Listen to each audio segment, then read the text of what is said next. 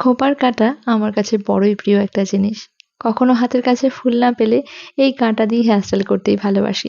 চলো আজকে সেরকম একটা হেয়ারস্টাইল শেয়ার করি। একখানা সরু রাবার ব্যান্ড নিয়েছি। এইবারে পুরো চুলটাকে নরমালি টাই করার সময় একটু ফোল্ড করে দিয়েছি। এরপরে বাকি চুলগুলোকে গুছিয়ে নিয়ে এই ফোল্ড করা অংশের চারপাশে ঘুরিয়ে দিলাম এবং একখানা সুন্দর খোঁপার কাঁটা দিয়ে চুলটাকে সিকিউর করে দিলাম।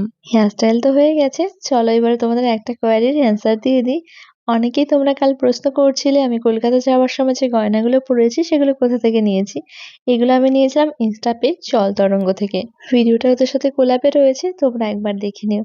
আর আজকের হেয়ারস্টাইলটা কেমন লাগলো সেটাও জানাতে ভুলো না কিন্তু। টাটা। 1 মিনিট বা তারও কম সময়ের যেসব রিলগুলো আমি তোমাদের সাথে শেয়ার করি সেসব দেখে অনেকেরই প্রশ্ন থাকে আমি সংসার সামলে মেয়েদের সামলে নিজের জন্য কিভাবে সময় বের করি বা নিজেকে কিভাবে এত মেনটেন করি, বিশেষ করে আমার বডি স্কিনটাকে কিভাবে মেনটেন করি। অনেকে তো ভাবে আমি পার্লারে গিয়ে অনেকটা সময় এবং টাকা খরচা করি, এমন কিন্তু কিছুই নয়। চলো আজকে এমনই একটা প্রোডাক্ট শেয়ার করব যেটা ইউজ করলে তোমরা ঘরে বসেই পার্লারের মতো গ্লো পাবে। রেজার ইউজ করে বডি হেয়ার রিমুভ করা কিন্তু একটা পেইনফুল প্রসেস, যার জন্য আমি বেশ কিছুদিন থেকে দ্য ওয়েলনেস শপের এই বডি ওয়্যাক্সটা ইউজ করছি। পরিমাণ মতো ওয়্যাক্স পাউডার জলে মিশিয়ে 3 মিনিট ওয়েট করতে হবে।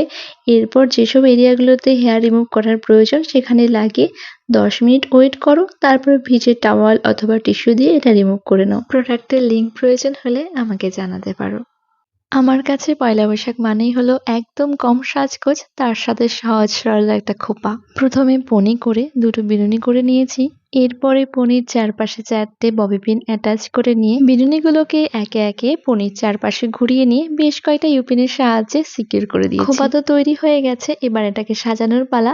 তবে আজ কিন্তু কোনোরকম ফুল দিয়ে এটাকে সাজাচ্ছি না, বরং ঘরে পড়ে থাকা পুরনো পুঁতির মালা দিয়ে সাজিয়ে নিয়েছিলাম। তোমরা চাইলে জুঁই ফুলের মালা অথবা পুরনো অক্সিডাইজ জুয়েলারি দিয়েও এটাকে সাজাতে পারো। বানটা কেমন হয়েছে অবশ্যই জানিও।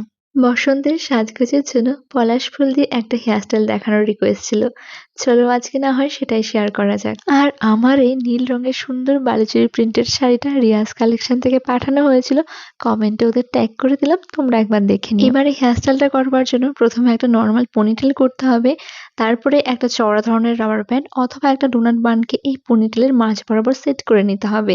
তারপরে পুরো চুলের লেয়ারটাকে একপাশে টেনে নিয়ে আবারও একটা সরু রাবার ব্যান্ড দিয়ে পুরোটাকে সিকিউর করলাম এবং সিকিউর করা চুলটাকে হালকা হালকা করে একটু টেনে দিয়েছি। এরপরে বাকি চুলটুকুতে না কিছুটা বেরুনি করব। তার আগে চুলটা একটু মেপে নিলাম যে কতখানি আমাকে বেরুনি করতে হবে খোঁপাটাকে কভার করার জন্য।